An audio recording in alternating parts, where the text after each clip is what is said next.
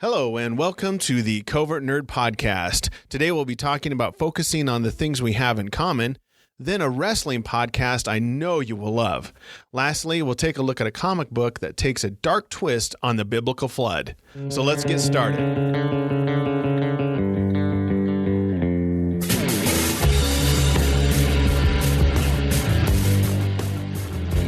From 2010 to 2013, I went to San Diego Comic-Con. For those of you who don't know, it is the biggest Comic-Con in America, maybe even in the world. I'm not exactly sure. However, it has an incredible amount of people that attend. Over 125,000 people come to the con. And they all have the same passion for all things nerdy. For one person, it might be the passion for Superman. For another, it might be an obsession with the Twilight movies. Many of these people would sit for days in line to attend a panel for their favorite TV show or movie. The camaraderie was thick, and that's the case with most cons. We all have a commonality about what we nerd out about. Do I agree with all of them on social issues like abortion? No. Do I agree with them on political issues like Republican versus Democrat? No. Do I agree with them on getting together and nerding out about the latest Marvel story arc? Yeah, for some of them I do. So instead of name-calling and insulting each other about the things we disagree on, why not focus on what we do agree on? Find common ground and invest time in that. And you might be shocked at the other things you will find you do agree on. This allows both parties to listen to each other before the walls come up, because now we're comfortable with each other on the things we have in common and we like to nerd out about.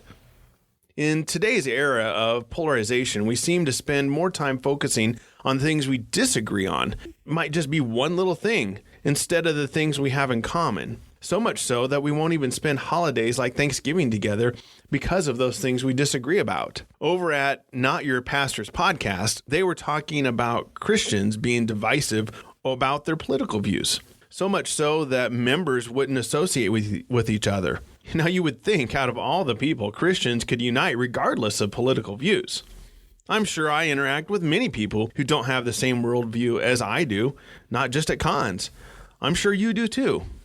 It doesn't matter, because as long as we try to stay focused on the one or two things we have in common, whether it's fishing or baseball or coin collecting or football or podcasting, whatever it is, focus on those things and spend time together doing those things that you have in common, and the things you disagree on won't matter as much.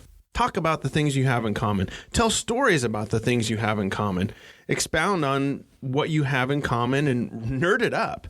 Make your commonalities bigger than your differences. And all of a sudden, your differences don't seem so big compared to the size of the things that you have in common.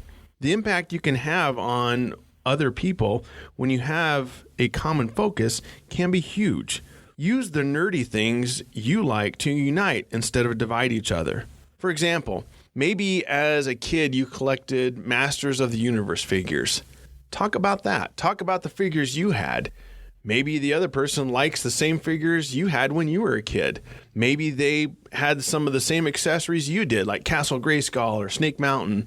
Or maybe they did different things to modify their figures that you might think are cool. Or maybe you did the modifications. Whatever it is, talk about those things and tell about when I got this figure for Christmas. I was so excited. Or I got this figure at a clearance sale at KB Stores and picked it up for only $2. Talk about those stories together. You'd be surprised at how well you can mesh and connect with the person when you have that commonality, so that when the differences come up, maybe it won't be so divisive because you'll be focusing on some of the things that you have in common with that person. Now, on a similar note, I read recently about people using Dungeons and Dragons to help kids with autism and social anxiety.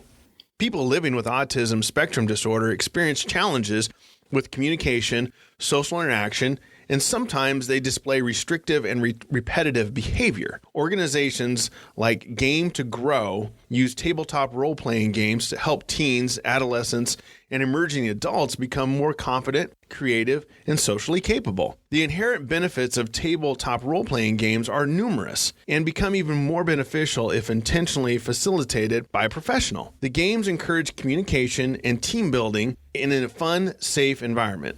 Now, Dr. Rafael Bacamazzo, I probably mispronounced the name, so I'm sorry in advance, the clinical director of Take This, uses D&D to help teens who are struggling to adapt solid social skills. They learn those tough-to-teach aspects of socializing, like appropriate communication, forming friendships, empathy, and other social nuances.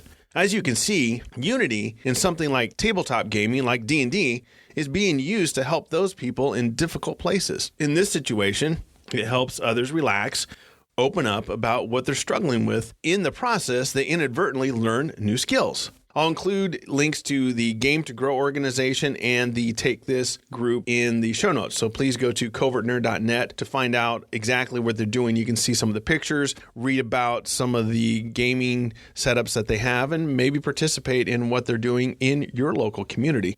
I found that and thought it was something that I needed to share because it's taking something nerdy, something we have in common, and using it to help others.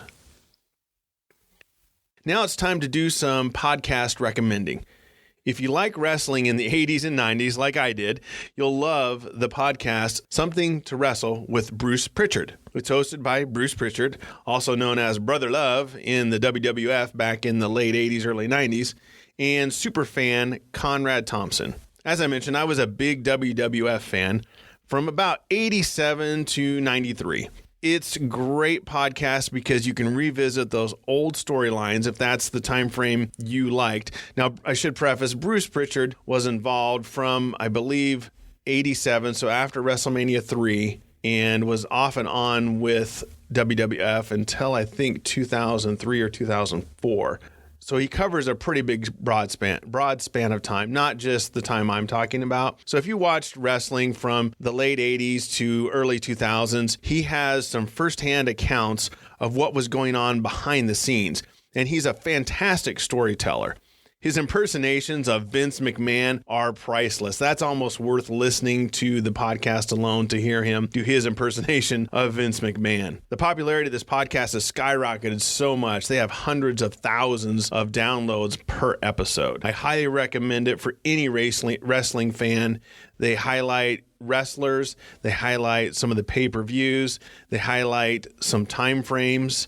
So it's great. Just go check it out. They have a big archive that you can go back to. Sometimes they'll just fire up an old Survivor series from, say, 1997, just watch it together, and you can hear their commentary as they're watching the event. Lots of variety. Simply search in your podcast app for Something to Wrestle, and you will find it, and I'll put a link in the show notes so you can find it easier as well. I wanted to mention a comic book that I just read literally a few days ago called Dark Ark. It's by Aftershocks Comics. It is an excellent book, and I'll just read the solicit here and you can hear exactly what it's about. The wickedness of mankind has moved the Creator to destroy the world by way of the flood. Noah has been tasked with building an ark to save his family and the animals of the world. But this is not Noah's story, for darker powers have commanded the sorcerer Shrey to build his own ark and save the unnatural creatures of the world, such as vampires, dragons, Naga, and the Manticore. But what will happen on a vessel crawling with monsters where insidious intrigue and horrific violence are the rule of law? From the writer Colin Bunn,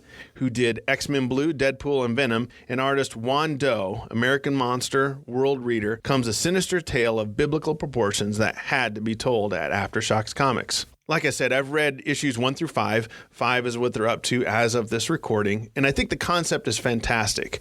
The storytelling is compelling. The art is great. Cullen does a good job of keeping the story moving along at a good pace. However, he throws out a few breadcrumbs of possible ways he might take the story in later issues, just enough to keep you reading and wondering what is going to happen next. At issue 5, the rain stops. Now, I assume this would be a limited series run at first thinking about it. What I mean is you're probably not going to see this go to issue 300, 400 like some other titles do. I could be wrong. They could go ahead and take the story after the water subsides and they can get back out on land and maybe show the interaction with the unnatural creatures, with the humans on this new world that they came upon after the flood. I don't know, but I think it's definitely worth the time for you to pick this one up and check it out. I'll include a link in the show notes to where you can read more about it and look at some of the art.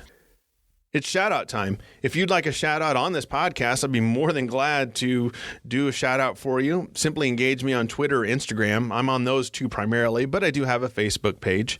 You can also email me, cn@covertnerd.net, and I'd be glad to shout out your name on the podcast. For now, I want to mention those who have engaged me on social media, Alex and Jason at the Not Your Pastors podcast.